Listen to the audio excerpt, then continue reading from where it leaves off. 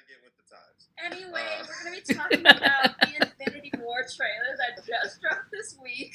Woo! Yeah. Yes, excuse me, I cut myself off again. My throat's a little dry. I apologize, everybody. I know, not proper etiquette, so I see Star Trek and said that. My bad, everybody. I'm being professional as possible here, and you're just bringing me down, man.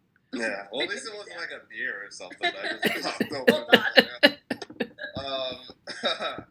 But yeah, so about that trailer, so I'm assuming the last one at this point. Oh, yeah. We're just over a month away. I'm thinking we probably won't see anything else, which is for the best. My first thoughts, I'm excited. I'm super, super excited. But I can't lie, I felt a little bit more sense of epicness, I think, from that first trailer. And I think that really just harkens back to, like, I'm so big on soundtracks and scores to things. And even though they still did that kind of twist on the Avengers themes in this one, and that previous one, the build-up they had before, like, that final sheet of, like, or final frame of, like, a bunch of the heroes, like, running in Uganda. Uganda, what's wrong? Maybe I did have a beer, but it was just such a epic feeling that I can't, like, get over that particular trailer. So, that being said, this one was still awesome. I loved how much kind of teasing of, like, Thanos, not necessarily motivations, but just, like, his perspective, I guess. Yeah. And that little, like, that flashback with him, like, basically picking up Gamora from her planet and everything. That I'm really excited to see that. Oh, yeah. I'm really interested. I'm curious where that falls into the timeline of the movie. Like, is that going to be part of a kind of opening sequence? Is that you know what? That's what I want now. Sorry if I'm talking a lot, but that would be really awesome if the opening sequence is a flashback and you just see him in action, just completely destroying her planet. Yeah. And taking her. But I don't know. It sounds like she's telling a story to Tony. I was going to say, she's explaining it's probably it, not. so it's probably not there. It's probably happening while she's explaining how she knows so much about Thanos. That's what I'm guessing. That makes a lot of sense now I thought about it. But that'd be cool if I could see it like that.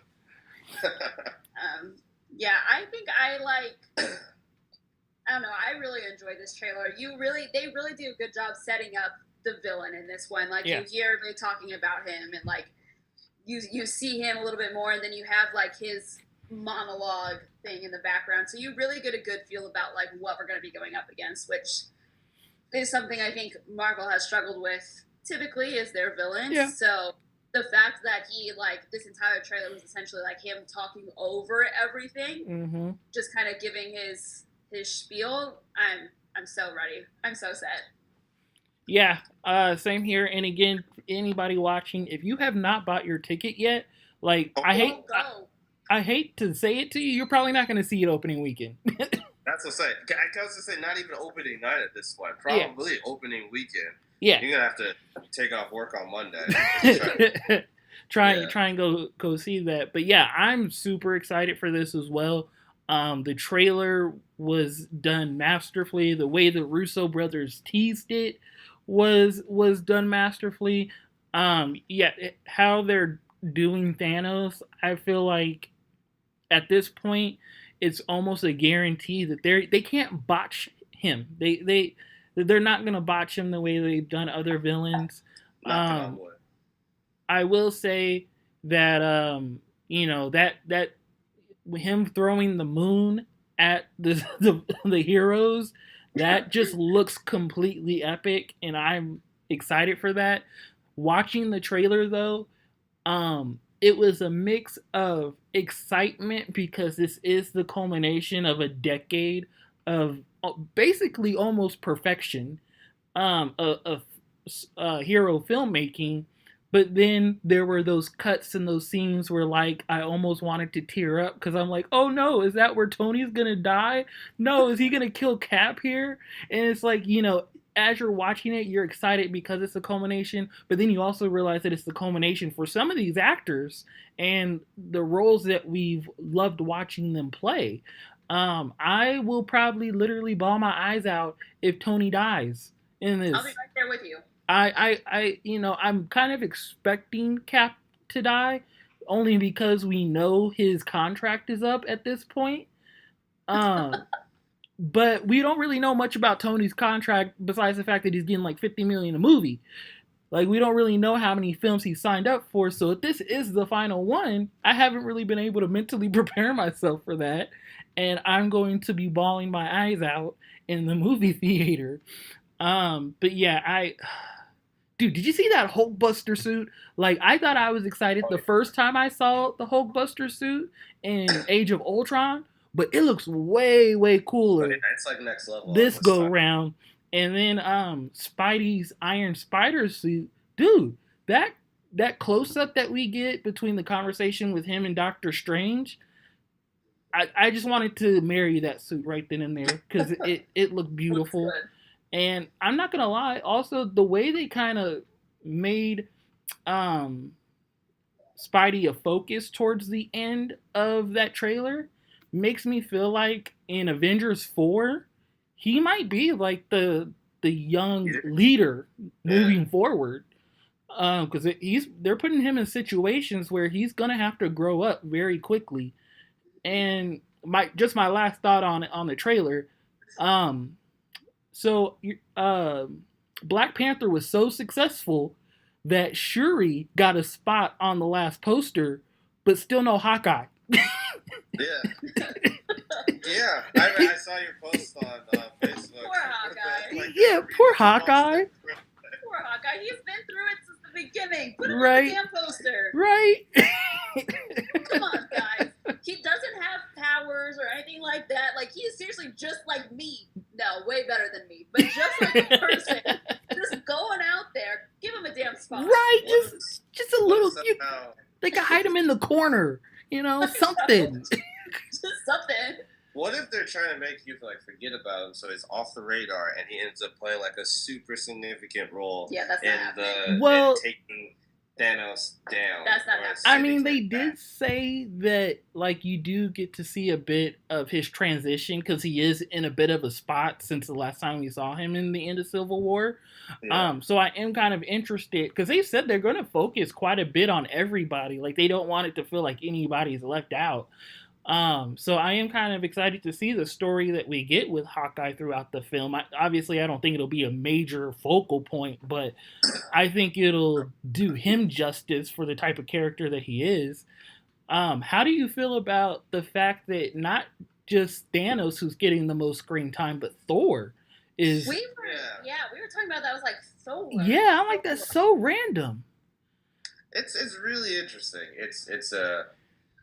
It makes me wonder how long until Thor actually meets up with everybody else on Earth, basically. Yeah.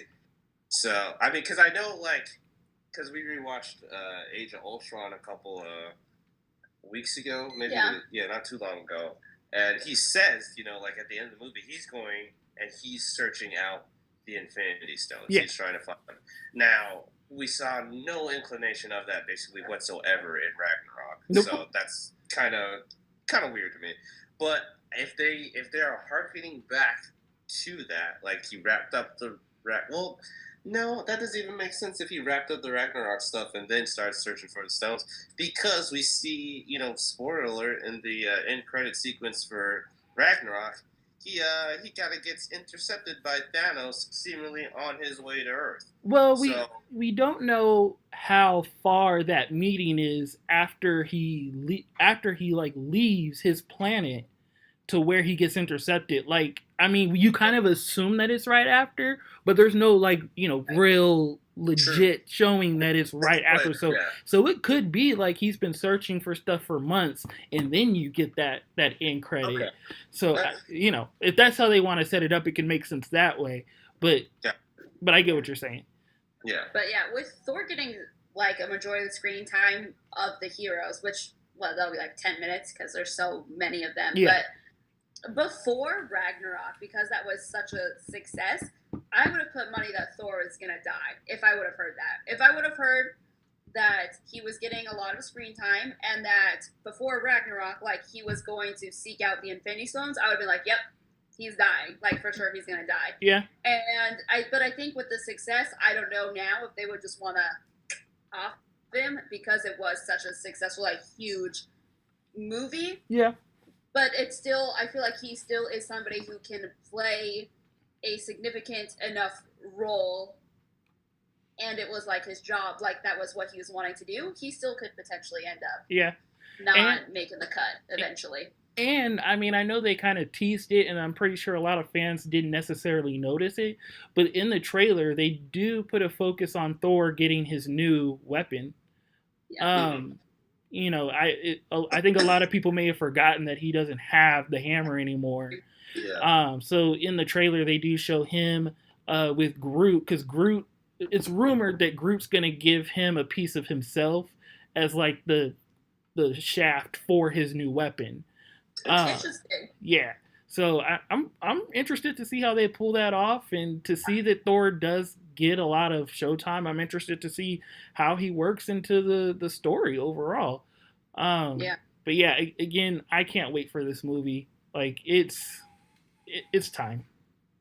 Oh, you know what? Oh, sorry. I'm just like randomly thinking. It could be something as simple as to if he's going to be the bridge that brings the Guardians down to the rest of the team. That's true. Could just be like a super simple solution. Like, of course, he gets the most like screen time. Like, he's with the Guardian, he's with everybody else. That's true.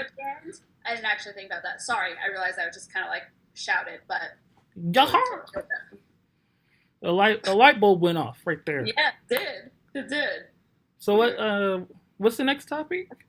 Oh yeah, okay. Unless you guys have anything else to add. Well, I was gonna ask. I don't know if we want to talk about this for so long, but the only thing I was gonna talk about, and we can do this at a later time, is just who we think is gonna bite the dust. Oh, we can do that. We can like take bets on that at some point or whatever. So when you say die, do you mean they're gonna die in this one and not be shown in 4, or do you think we'll still like? Because they're kind of connected a little bit, right? So I would say die at the end. So at the end of all of it, so 4, when we're moving on to the next phase, like who's not moving on to the next phase? Yeah. That's what I think. I think Cap for sure isn't gonna be after 4. There is a hinkling that we're gonna get time travel in Infinity Wars that leads into Avengers 4. Interesting. The rumor is that in this one everything's gonna go so bad that they have to go back in time, warn their previous selves, and then kind of figure it out that way. The Fullmetal Alchemist live action adaptation on Netflix. I haven't got a chance to see it. Originally, I had started probably 10 years ago watching the anime as it came on either Toonami or Adult Swim, whatever it was. I was never able to finish it, but I was really interested in it, but just never got a chance to finish. And then, here we are 10 years later. I have access to it, but there's just so much stuff nowadays. Yeah. It's on Netflix alone that, we should do a Netflix-centered show. We could do just a whole thing just for Netflix. And just have it be because they have that much content. They do. And so, Netflix, if you'd like to make that happen with us, feel free to contact us. We're on YouTube. Yep. We're on Facebook. We're on Twitter. Netflix is gonna be like, I'm pretty sure you need me more than I need you. Shh! Don't give away the secrets, man. They don't need to know that. My bad, team. You're right. You're right. It's something we keep in between the team. You're right. They would have never known. Yeah, never. Come on, man. I know. I'm sorry. We are obviously a hot commodity that Netflix would be in their best interest. It would be in their best interest. Right? But, this is a $1 billion idea right here. Can't fail. It is. And we would take that billion and do so much with it. So much with it. So much. Shoot. Get that bag and flip it. Oh man. Anyways, there's so much stuff on that one site alone that I'm having trouble catching up. So I haven't gotten a chance to catch up on Fullmetal Alchemist. So I will just end up watching that movie probably before I catch up on the anime. But I have not got a chance to see it yet. Kelsey knows nothing, I believe, of this particular anime. Really? So, okay, yeah, I haven't. I'm not super knowledgeable in anime, and it's not because I don't like it. I don't think I know what to like look for or anything like that. So when people recommend stuff, like you recommended Death Note, which is probably my favorite. And then just like from being like with friends, I've seen bits and pieces, and my brother likes some.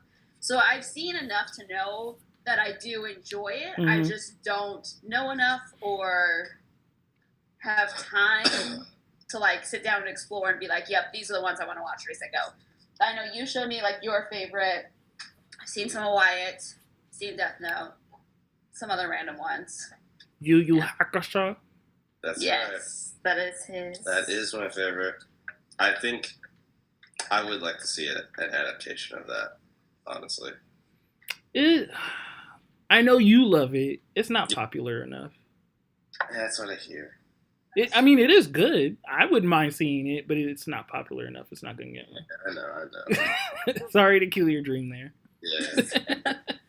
Well, how was this one? I know you watched the movie, right? Yeah, I watched it. It was really good. I was really, really happy that there was no dub. Like there's not even an option to watch it in English. Well, okay, technically there is, but it's English description. Like it's where there's like a voice and it basically describes the movie to you, like if you were blind.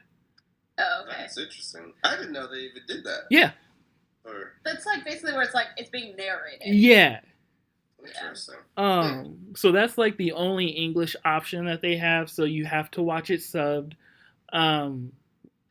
They do have it in like Spanish though. There's a couple of other languages, which is why I was surprised that they didn't have it in English. Because there were like 3 other random languages, and I was like, well, if you're gonna do that, why wouldn't you just do it in English? But they didn't, so you have to watch it subbed, which I was really happy about. Considering how long the anime was, I was kind of concerned that they would be able to get the full story in a movie. In one movie, I should say. But it's almost 2.5 hours long. It's paced really well, so you actually do get that full story and you get the full impact of what the Philosopher's Stone is, why Al and Ed need it, and all that good stuff. So Netflix did a really, really good job with this. Also, what I noticed is what Netflix is doing, because they did it with Annihilation, is what they're doing is they're buying movies internationally and they're letting it release in theaters in the country it was made, but then they're allowing it to stream everywhere else shortly after. So they still get their like money's worth, I guess you could say. Because more people, most people aren't going to go to the theater and see this movie, but they'll watch it on Netflix. So I when I put that together, I was like, that's a really good idea on Netflix's part. That way the studio can get as much money as possible, Netflix can get as much money as possible, and the movie gets worldwide exposure, pretty much. But the actors were really good. I'm glad it wasn't whitewashed. That wasn't an issue at all. Granted, it's done by a Japanese studio, so you don't really see them whitewashing stuff very often, which is why I love when animes get live adaptions. I prefer for the studio to be Japanese if they're going to do it, because for whatever reason, Hollywood just likes to butcher the hell out of animes, and it pisses me off every time. So, no, they did a really good job.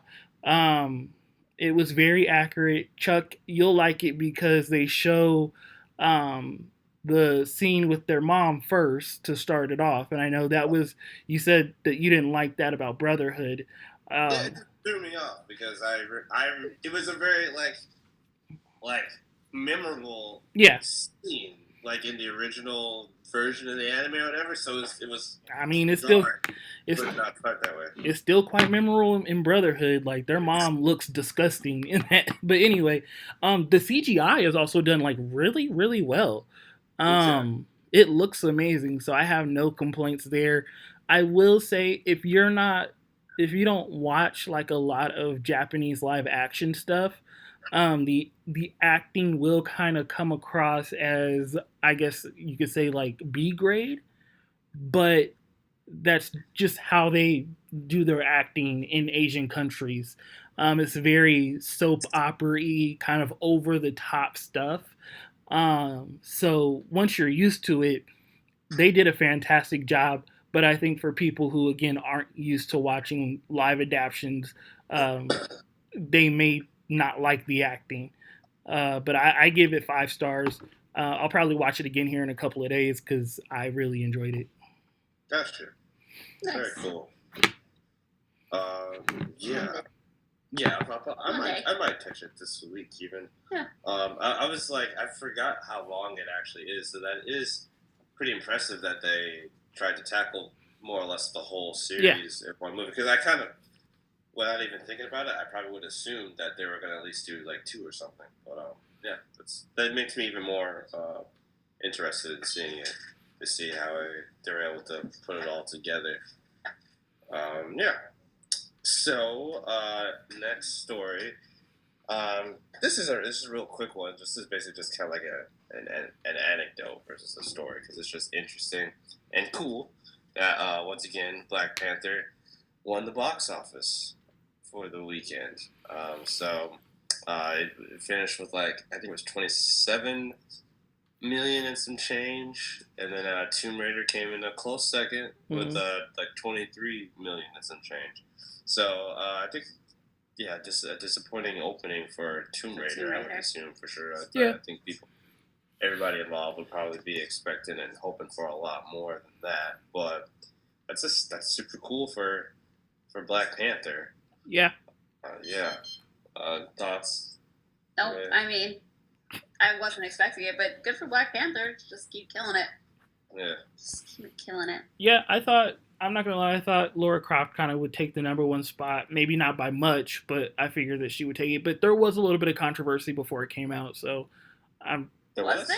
Yeah, because it's a video. Obviously, it's a video game movie, and a lot of the reason it got popular is from guys playing it, and the reason why they like playing it is because Laura Croft is very sexualized in the game.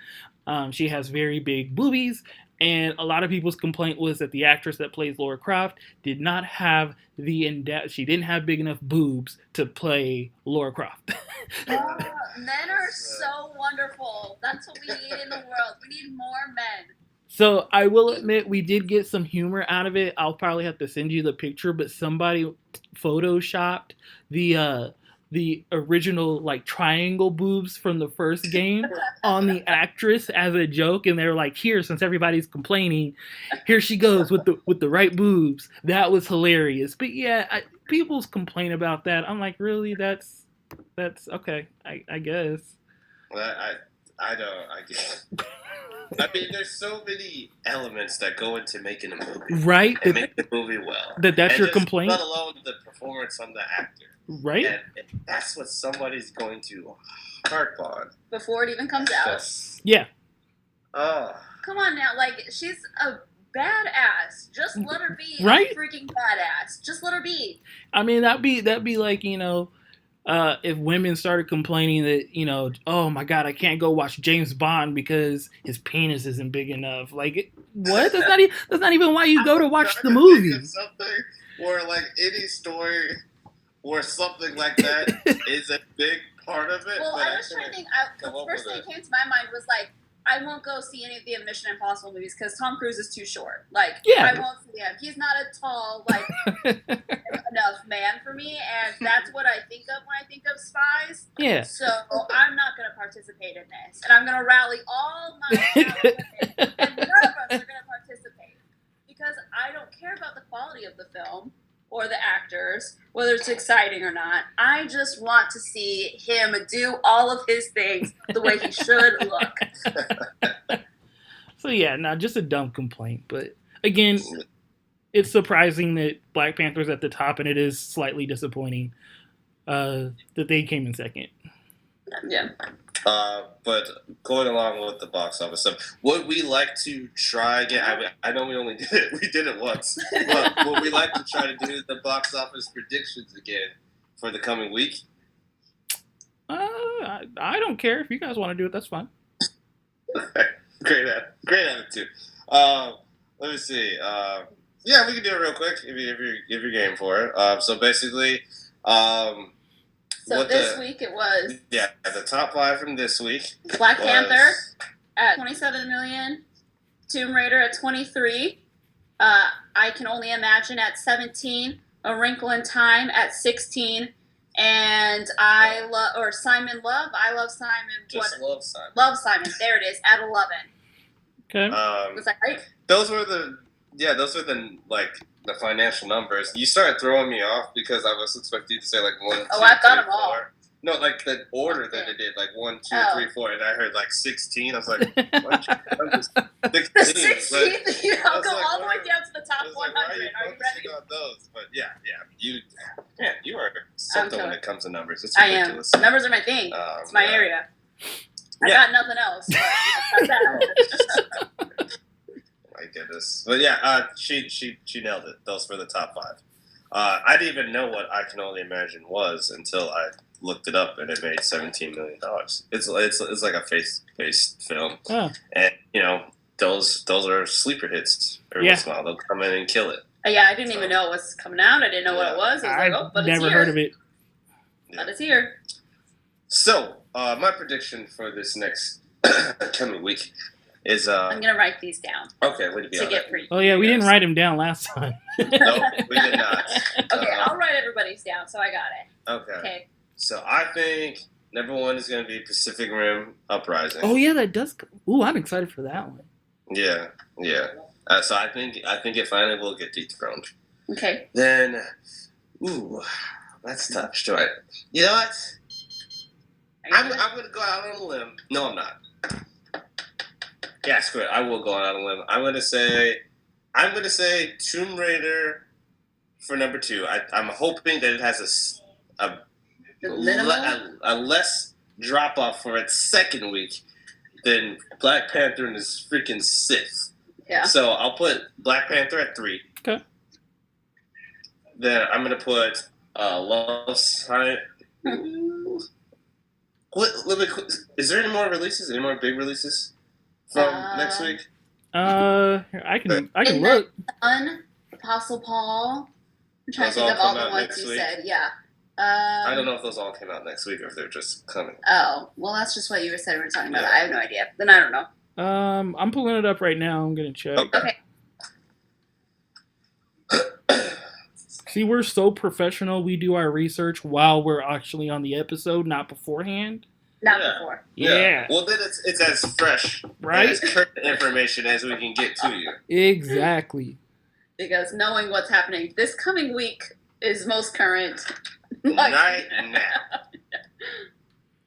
Let's see. Yeah. You never know, someone could change. No, I don't think so. Push them back. No, that would not happen. This close. So, all kinds of free contracts. There's no way. Friday, Pacific Rim, Paul, Apostle of Christ, Sherlock Gnomes. That's a kid movie, so that might do some numbers. Ooh, that's a bracket buster. Sherlock What is that? Midnight Sun. I told you. Isle of Dogs. Oh, I forgot about that too. Okay, I think that's enough for me to go off of. I'm gonna switch it up. Put my 2 and 3 down a little bit, and then put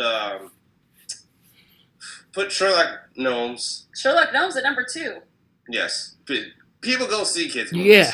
Yeah. Parents come to it, can get the kids to shut up. All right, so then what's the 5th spot? You keeping Love Simon? Yeah, let's go Love Simon. And I'm honestly thinking maybe put Black Panther back up in front of Tomb Raider. Oh my god. With Sherlock Gnomes being there. My apologies. New information, so it changed. Okay. All right, Sai, your turn. All right. So one, I think for sure, easily that's going to be Pacific Rim. I think that's a no-brainer. It will take the number one spot away from Black Panther this week, which again, kind of crazy, has a black actor as the lead. But Yeah. what times we're living in right now? Number two,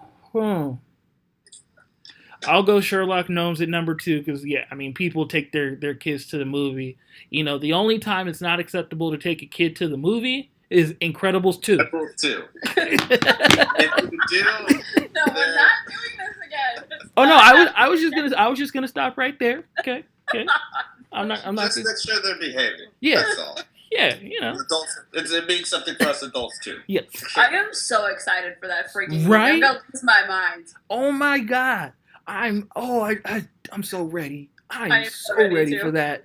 I think I might be a little bit more excited for that than I am Infinity Wars, to be honest with you. What? Okay, Sai, I'm totally with you. Like just not like just by a just like a tiny bit. Like this is kid me nostalgic right here for that one. You know, like Infinity Wars is more adult me that's excited for it. But yeah, Incredibles 2, like kid me, adult me, every part of me is excited for that. Is there several other layers of it? I feel like my anticipation for Incredibles 2 though has been building for years. Yeah. With like no like the Marvel universe, I still get Marvel movies every year, sometimes twice a year. So while I'm stoked for Infinity War, I've been waiting years for this damn Incredibles movie. Yeah, so just by like the smallest margin, I'm more excited for it. There's good points. I can't argue with those. Thank you. So let's see. I had Pacific Rim 1, Sherlock Gnomes 2. Let's see. I'll go Tomb Raider 3. Let's see. What do I want it for?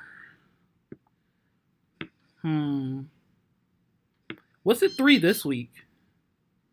I can only imagine. But are you going to put Black Panther in here anywhere? Oh, wait, yeah, I'm sorry. I kind of forgot about that for a second.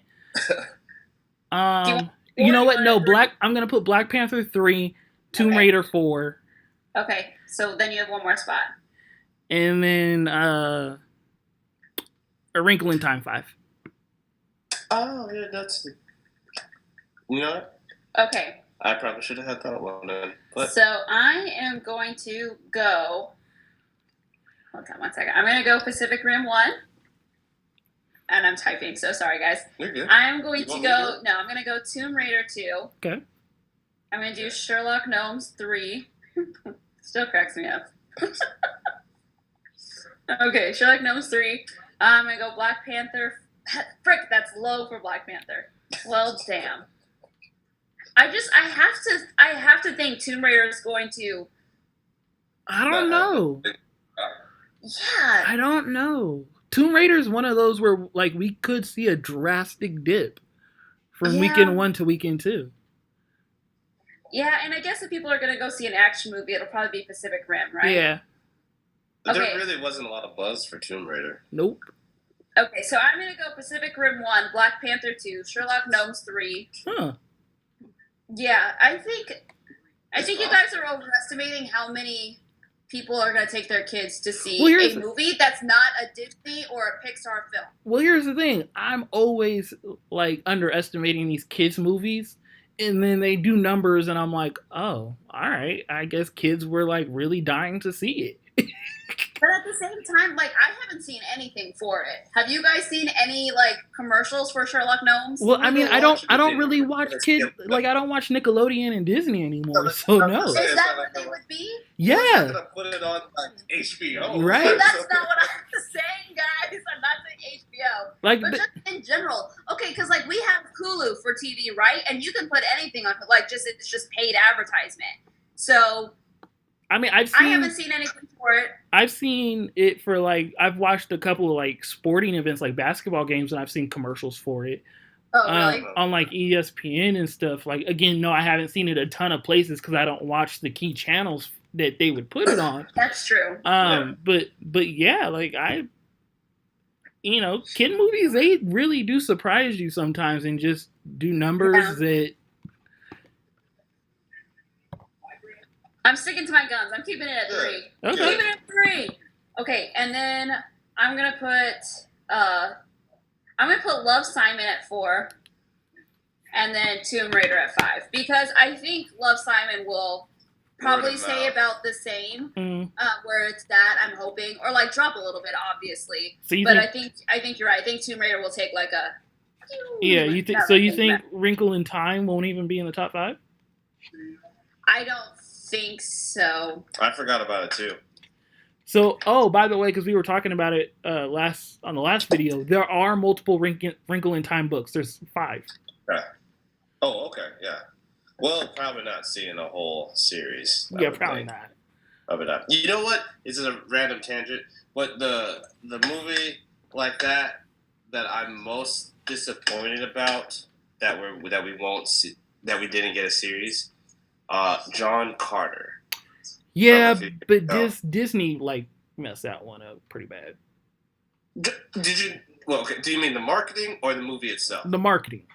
Okay. Because I love that movie. Yeah, the movies. I enjoyed the movie. Great, underrated movie, and I really loved it, and so I was so disappointed that we didn't get more. I loved that movie so much that I went and I got the book. You guys have no idea how huge that is. Huh. I really enjoyed that movie. Well, all right. And I think it did a very good job of adapting the source material. Yeah, no, I haven't read the book, but I do like the movie. But yeah, they just botched the marketing for it. They really, really, really, really did. I didn't even know it was a movie until I started reading it. I remember seeing the promotions for it because Disney, they went all in because they had actually greenlit the second and third movie before the first one came out, and it bombed so bad that they pulled it back. Dang. Good old Disney. Man. I'm sorry. What could have been? I hope someday that it can get like another shot. Well, I think it would work better as a series, honestly. There's that much material that I think it can work well as like a 4-season. 4 seasons. Well, there's like 3 books. Yeah, there's 4 books. Oh, I didn't know that. I thought you were trying to make 4 seasons out of the one book. I'm like, look, we're moving time slow. There's several different Each books. Episode is 15 minutes long. And they're over a long amount of time too, so like it can definitely work. Got it. Okay, so sorry I touched on that a little bit. When we talked about series not continue and it was Disney, it took me back and I got sad.